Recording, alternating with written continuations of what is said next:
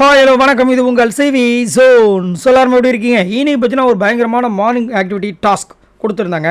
அதில் என்னென்னா, இப்போ இருக்கிற ஆட்களில் இவங்களை என்னால் டைட்டில் வினராக இமேஜின் பண்ணவே முடியாது அப்படின்ற மாதிரி ஒரு பர்சனை நீங்கள் வந்து சொல்லி காரணங்கள் சொல்லணும் அப்படின்ற மாதிரி ரணகலமான ஒரு டாஸ்க்கை கொடுத்தாரு நம்ம பிக் பாஸ். எல்லாருமே வந்து நிறைய பேர் வந்து கழுவி ஊற்றுறாங்க. அதில் வந்து நம்ம தினேஷ் வந்துட்டு விசித்ராவை பொழந்து கட்டுறாரு, அந்நியாயத்துக்கு அடித்து நொறுக்கிறாரு. என்ன சொல்கிறாருன்னா, டைட்டில் வின்னருக்கா நீங்கள் வேறு முதல் இந்த வாரம் வரைக்கும் அவங்க எப்படி வந்தாங்கன்னு என்னால் இமேஜின் பண்ணி பார்க்க முடியல, நீங்கள் வேறு டைட்டில் வின்னருக்கு வேறு போகிறீங்களா அப்படின்ற மாதிரி வச்சு செய்கிறாரு. என்னுடைய விஷயங்கள் என்னென்னா, விசித்ரா மேடம் இப்போ வரைக்கும் என்ன சொல்கிறாங்கன்னா, ஆரம்பத்துலேருந்து நான் நிறைய எஃபர்ட் போட்டிருக்கேன்னு சொல்கிறாங்க. பட் என்னுடைய ஒப்பீனியன் என்னென்னா, அவங்க போட்ட எஃபர்ட் எல்லாமே அடுத்தவங்க கிட்ட கெஞ்சி ப்ளீஸ் பண்ணி அவங்க வந்துட்டு இவ்வளோ நாள் ட்ராவல் பண்ணி வந்திருக்காங்கன்றது என்னுடைய கருத்து. சரிங்களா? அது மட்டும் இல்லாமல் அவங்க நான் முயற்சி பண்ணி இவ்வளோ தூரம் வந்திருக்கேன்னு சொல்கிறாங்க. கிடையாது, இவங்கள வந்து மற்றவங்க சகிப்புத்தன்மையோடு வச்சுக்கிட்டதுனால தான் அவங்க இவ்வளோ தூரம் வந்திருக்காங்க. இவங்கள முதலே வந்து அட்டாக் பண்ண நினச்சிருந்தாங்கன்னா இவங்கள எப்பயும் போயிருப்பாங்கன்ற மாதிரி சரியான ஒரு பாயிண்ட் கொடுக்குறாரு. ஏன்னா இவ்வளோ தூரம் விசித்திரம் வந்திருக்காங்கன்னா இவங்களை அட்டாக் பண்ணணும்னு நினச்சிருந்தாங்கன்னா கண்டிப்பாக வந்துட்டு விசித்திரம் எப்பயோ போயிருப்பாங்க. ஏன்னா அவங்க கிட்டே வந்துட்டு எதுவுமே கிடையாது.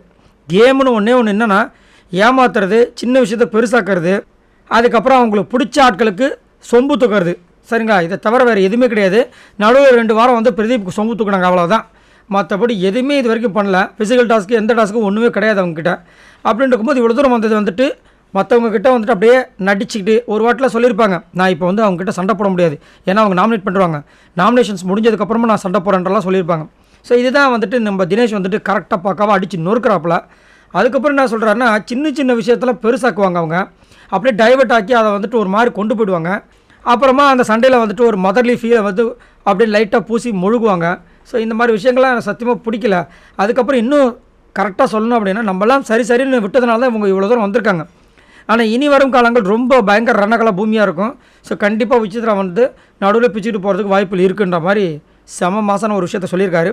எனக்குமே அந்த ஃபீலிங் தான். ஏன்னா கண்டிப்பாக இதுக்கப்புறம் வந்துட்டு எல்லாருமே குத்த ஆரம்பிப்பாங்க. மாயா குறிப்பாக காலையிலே ப்ரொமோவிலே நீங்கள் பார்த்துருப்பீங்க, குத்த ஆரம்பிச்சிட்டாங்க. ஸோ அது மட்டும் இல்லாமல் விசித்ராவும் வந்துட்டு மாயாவை பற்றின விஷயங்களை வந்து அங்கே போட்டு உடைச்சாங்க. ஸோ கண்டிப்பாக இனி ரணகல பூமியாக இருக்குன்றதில் மாட்டுக்கருத்தே கிடையாது. ஸோ நீங்கள் சொல்லுங்கள், தினேஷ் அவர்கள் விசித்ரா வந்துட்டு தாக்குற விஷயங்களும் விசித்ரா தினேஷை தாக்குற விஷயங்களும் பார்க்கும்போது உங்களுக்கு யார் மேலே உண்மையிலே கரெக்டான விஷயங்கள் இருக்குது, இவங்க பண்ணதாங்க கரெக்டு அப்படின்னா யாரை சொல்லுவீங்க? மறக்காமல் கமெண்ட்ஸ் பண்ணுங்கள். பாய் நண்பர்களே.